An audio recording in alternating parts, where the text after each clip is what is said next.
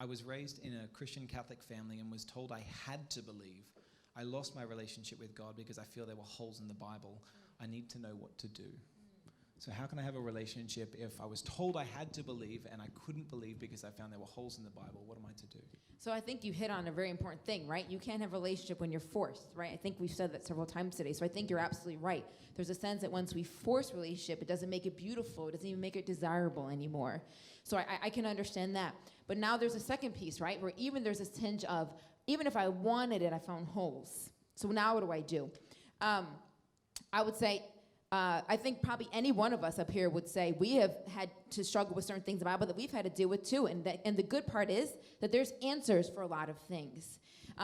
I can't sit here and tell you that I've never doubted or I've never not believed. I've had those points, and I've used my moments of doubt and questioning to say, Alycia, where are the answers? Where can you go for the answers?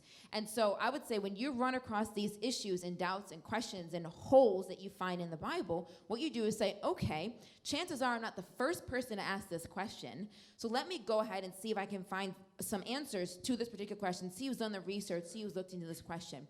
So that would be the second thing I would tell you. Yes, relationship can't be forced. Secondly, you will run across things that, in any field, not just the Bible, but Jesus and resurrection or whatever it may be, and you say, great, let me find some answers. This is a great era we're living in where we have a lot of answers at our fingertips.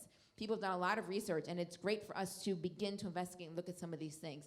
So finally, with that said and done, once you realize relationship doesn't have to be forced, once you realize that there may be something credible to Christianity, now where do we go to relationship? And is relationship possible? And I would definitely say, absolutely it is possible. And it comes out of saying, okay, Lord, I think that you really might be there, God.